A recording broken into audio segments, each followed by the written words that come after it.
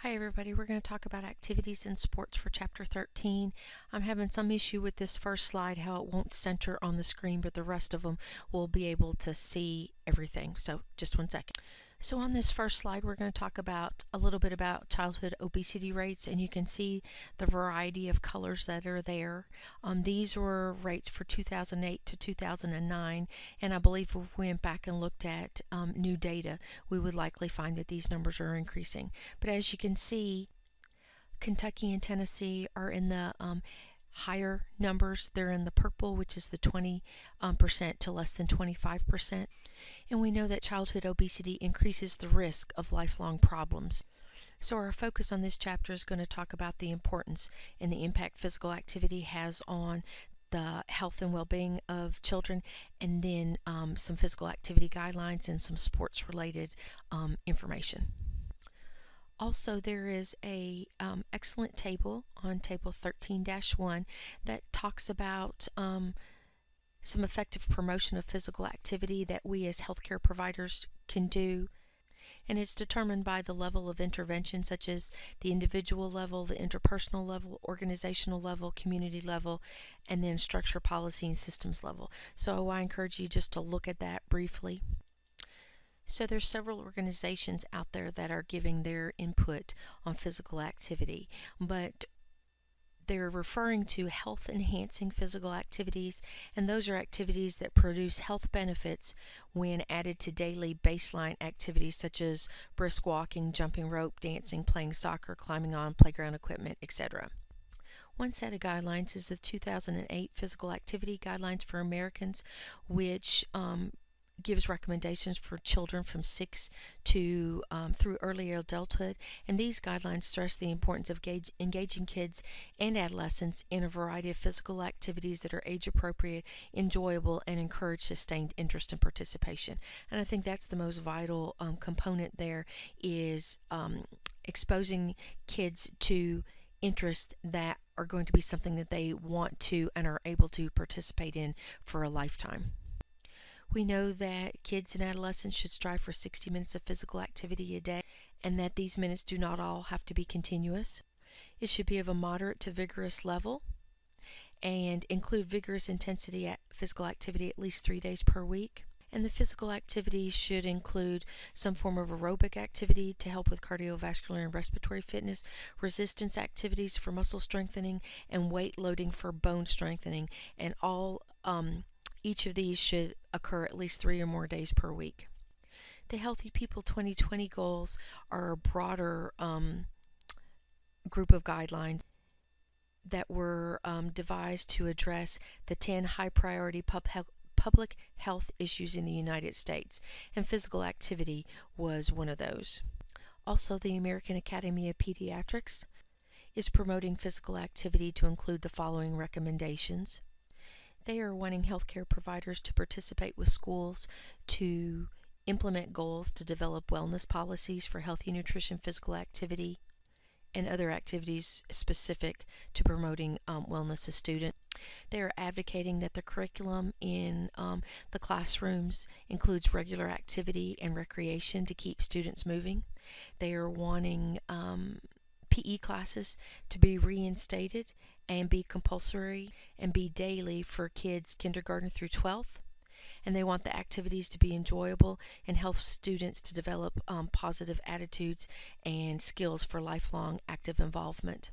They are promoting recreational facilities to include parks and playgrounds, bike and walking paths, sidewalks, and safe areas to be outside and move. They're encouraging providers to ask more information about nutritional intake, be sure and assess for BMI, and ask about physical activity, and to discuss the limitations of sedentary activity with children and youth.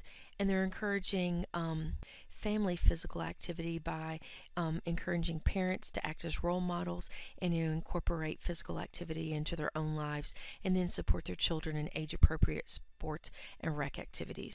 And then if there are children in your population that are overweight, that the provider encourages activities that place less stress on weight-bearing joints, such as swimming, water polo, strength training, and cycling. We all know of the health benefits of physical activity, but physical activity is known to have medical health benefits for certain conditions, and those include kids with asthma, those include kids that have cognition, depression issues. It's been shown that exercise will improve academic performance, that if you have a child with hypertensive issues, that regular vigorous exercise reduces blood pressure and improves physical fitness. If you have kids that have metabolic syndrome, insulin resistance, type 2 diabetes, that these kids participating in these activities will help decrease triglyceride and insulin levels and increase high density lipoproteins. And we know that children who engage in physical activity have lower adipose tissue, which helps lower the risk of metabolic issues and type 2 diabetes. So here's a chart that you could use in practice that if you calculated the BMI and based on what that is, you could assess if there were any medical risk, behavioral risk, or attitudes on healthy weights, and then some prevention activities, and then some treatment interventions.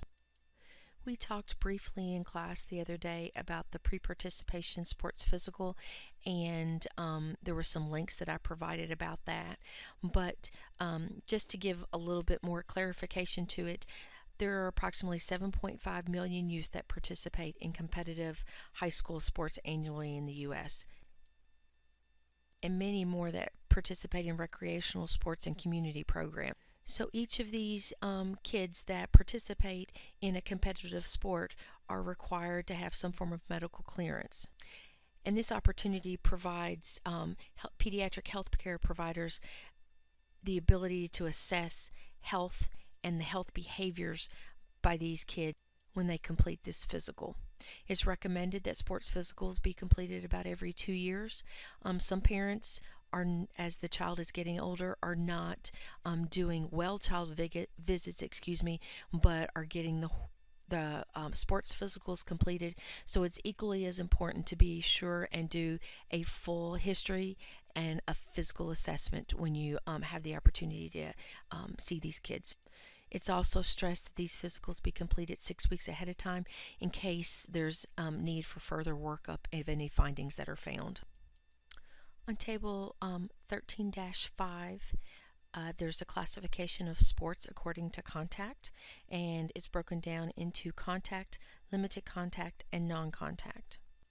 So part of this pre-participation physical is trying to determine if the athlete is able to participate in sports based on their health condition. In our book on table 13-6, there's several pages of medical conditions and sports participation, and it breaks the condition down and then gives some explanation of further testing or whether the athlete can participate, and it has some good information. There are some chronic conditions that, based with further evaluation, the child can still play, such as anteaxillary instability, which is the instability of the joint between C1 and C2, bleeding disorders, hypertension, congenital heart disease, dysrhythmias, mitral valve prolapse, a murmur, or a loss of a paired organ. But for example, hypertrophic cardiomyopathy would not be a condition where an athlete could participate in certain activities.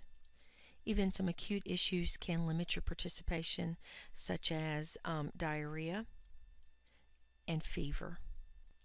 In the physical exam, you're going to be assessing for certain risk factors, such as any previous trauma, especially to the musculoskeletal system and the CNS system. Does the student have any issues with cardiovascular disease, hypertension, or exertional syncope?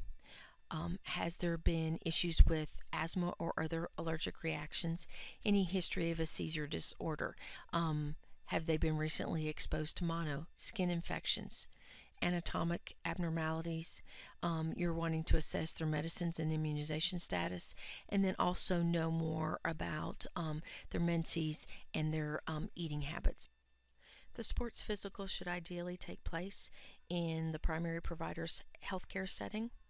This allows opportunity to do some education regarding the sports participation and potential injuries, as well as follow up on other health concerns during the visit.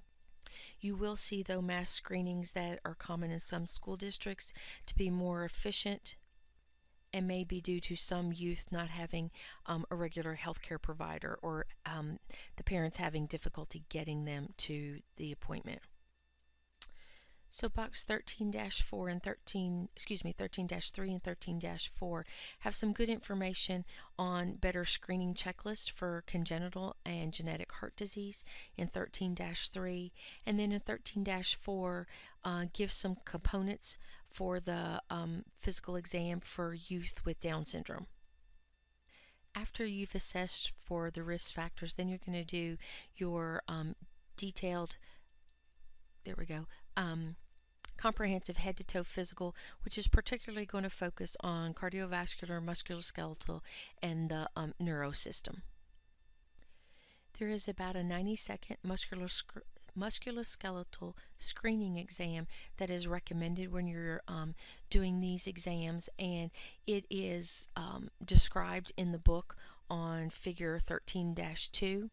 There are activities to assess the joints and symmetry of the extremities, to check cervical range of motion, to check trapezius strength and shoulder range of motion, to check deltoid strength and elbow range of motion, to check the ability of the wrist for pronation and supination, to check strength and range of motion of the hands and fingers, to check leg symmetry and knee or ankle effusions, to check hip, knee, and ankle range of motion, to check for shoulder symmetry, scoliosis, range of motion of the hip and hamstring tightness, and then also to check for calf symmetry and leg strength.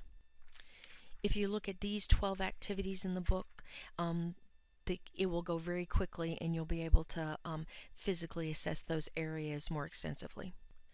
During the physical exam, it's also important to do a genitalia exam, as this will provide more information on sexual maturity.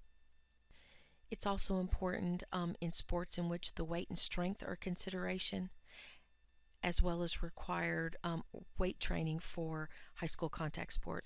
This sexual maturity rating also gives more information on muscle and spine maturity. And as adolescents achieve a greater sexual maturity, the risk of sports injuries in high contact sports decreases. When you're completing the musculoskeletal system, it's also important to assess for any previous trauma. So as you're going through your 90-minute exam, you're also going to be looking for any swelling or joint effusions. If there's any discomfort or stiffness in the area, you want to make sure that all movable parts are pain-free. You're looking for at least 90-95% of normal strength, and that they're able to perform all motions and actions of the sport they want to participate in. Next, we're going to talk about some topics that may be seen in sports. And while there'll be the chapter, I believe it's 28, that'll talk about the evaluation and management of TBIs and concussions, let's just talk briefly about it in relation to sports. And so some of the early symptoms could, after a hit to the head, could include headaches, dizziness, vertigo, not being familiar with surroundings, and nausea and vomiting. Later symptoms could be lightheadedness, persistent, mild headache, poor attention and concentration. There may be increased fatigue, irritability, low frustration, sleep disturbances. Signs that frequently could be observed right after a concussion could include a vacant stare, delayed motor or verbal responses, confusion or distractibility, slurred or incoherent speech, incoordination, labile emotions, memory deficits, and loss of consciousness. So we know that it's important to assess these things, because with these head and neck injuries that can occur in certain sports, there can be that significant increase in the cause of injury and death. As we discussed in class, there is a concussion protocol for Kentucky, and I provided you with the link for that. There were other documents as well, and those are on that list of links that I sent out. There's less emphasis now placed on the loss of consciousness or that amnesia component as the only way to classify the severity of a concussion. Rather, there are now key points that sideline personnel and healthcare providers need to include in their assessment, and that's one, to recognize that a concussion may have occurred, two, that most athletes show no signs or indications of a concussion, three, that a baseline preseason neurocognitive testing should be done on all athletes, and this should then be used to compare to any sideline assessments after an injury to avoid any erroneous conclusions. Four, that there's a sideline assessment for any athlete who receives a significant blow to the head who is not acting as themselves, no matter the degree of impact. And five, then concussion assessments need to be carried out by certified trainers or healthcare providers that have been trained to evaluate and manage concussions. And so there is a tool, the Sports Concussion Assessment tool. Our slide mentions two, but I believe there's been an updated version, and these have been recommended by the Conference on Concussions in Sports as another way of assessing for concussions. After a concussion, it's required to have both physical and cognitive rest. Often cognitive recovery may lag behind physical symptoms, and cognitive recovery is the key factor in returning to play. Once the symptoms have resolved, the athlete can progress through steps to gradually return to play, and there is a good description of that on table 1310 in the book. And then also remember that there was the form that needs to be completed, a post-concussion returning to play, that can only be signed by an MD or a DO. Let's now talk about a few conditions that can impact the student while they're playing. The first one we're going to talk about is some hypertension. So it's the most common cardiovascular condition seen in competitive athletes. Any student that is found to have severe hypertension should not be cleared for participation until evaluated. On table 13-8, there's recommendations for sports participation based on the blood pressure guideline. These students also needed to be counseled on the avoidance of anabolic steroids, growth hormones, and illicit drugs, especially cocaine, any non-prescribed stimulants, over-the-counter medications such as Sudafed and ephedra, alcohol, tobacco, caffeine, energy, and sports drinks, and also high-sodium foods. They need to be aware that strenuous exercise and exercise sweating can cause a total body sodium deficit. So these athletes need to be very aware to rehydrate with electrolyte replacement fluids. Also be aware that for some forms of the sport, their governing bodies do not allow diuretics or beta blockers. These are prohibited. So as these drugs have been shown to decrease athletic performance. So being sure of what your athlete's sport is and the guidelines that they're operating on will impact what medications you may prescribe. We talked a little bit about asthma in our class on Tuesday, but some interesting numbers. Exercise-induced asthma is seen in approximately 20% of elite athletes. So when these athletes begin to start to exercise, they may complain of breathlessness, like they can't catch their breath, wheezing, coughing, or feeling like they can't take a deep breath. And these symptoms usually start about 6 to 8 minutes of near maximal activity and can peak 5 to 10 minutes afterwards. It's important to evaluate the symptoms, and spirometry will help with that. And a 10 to 15% would show a reduction would be considered mild, 20 to 40% moderate, and greater than 40% severe. So management often is with a short beta beta agonistic bronchodilator given about 15 to 30 minutes before the athlete is ready to participate in sports. And sports that are very good for students that have asthma would include swimming, walking, hiking, team sports requiring short bursts of energy. So let's talk for just a moment about the athlete that has a seizure. We encourage all students that wish to participate in sports and those that have seizure disorders should be encouraged to participate as well. Other benefits that may be included with the individual that has a seizure disorder is the increase in psychosocial and physiological benefits, as well as the possible reduction in seizure activity. And in a study done in 2015, there were none of the studies reviewed demonstrated that exercise triggers seizures or that anti-epileptic medicine metabolism is altered during sports.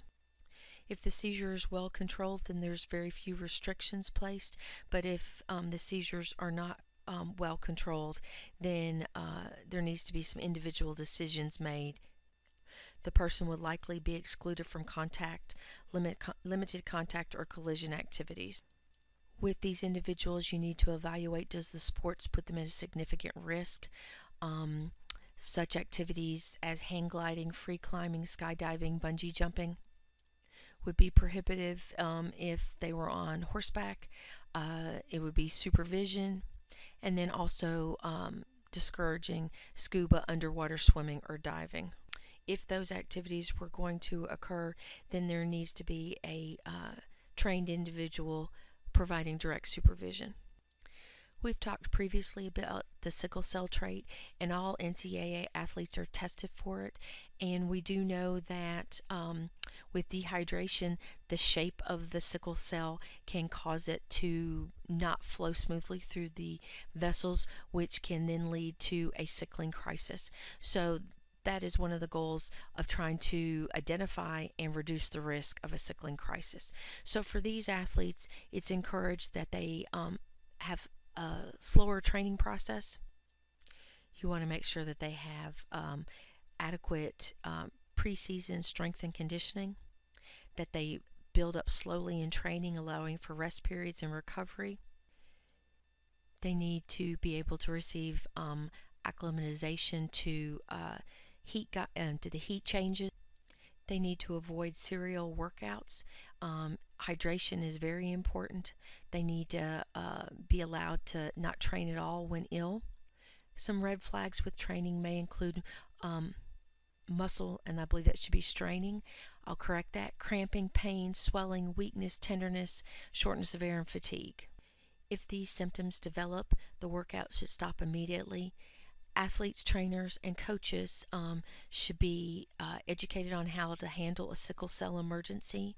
There should be a medical plan in place, an emergency medical plan in place for a sickle cell crisis. And if there's a sickling collapse, that is considered a medical emergency, and 911 should be called.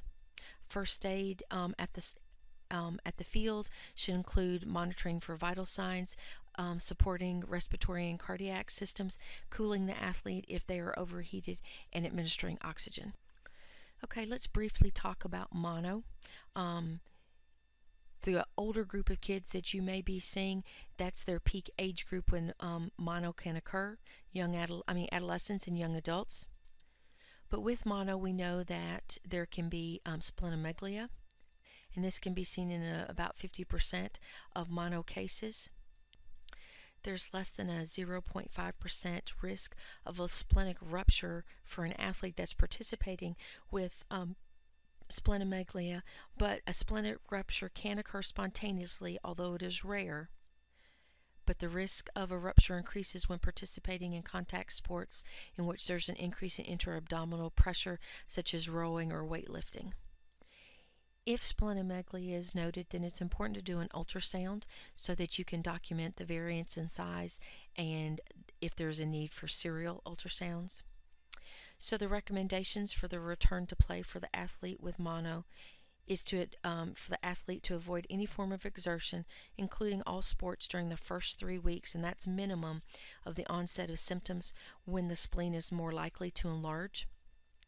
After 3 weeks of being symptom-free, the athlete, assuming to be afebrile and symptom-free, if after the 3 weeks they may return to light and non-contact activities, but no sport should be played if there's a risk of chest or abdominal contact, or if it involves increased intra-abdominal pressure or a Valsalva maneuver. And then the athlete can fully return to play on a case-by-case basis, and this is considered generally safe 4 weeks after the symptom onset, assuming that their stamina has returned and all of the symptoms have resolved.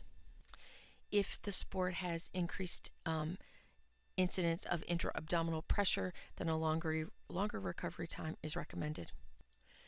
Okay, I'm going to talk just real briefly about skin infections and may refer you back to the book. We know that communicable derm conditions are common in contact sports. Many sports involve close body-to-body and skin-to-skin contact, sharing of equipment, and there's the potential of compromising their skin integrity from abrasions and injuries. So the first one we're going to talk about is herpes gladiatorum. And I find it interesting that it's on the PowerPoint slide from the book company, but I'm not really finding it in the book. But it is a condition that's caused by the herpes simplex 1 virus, often seen in wrestlers, and may present as rashes or skin lesions.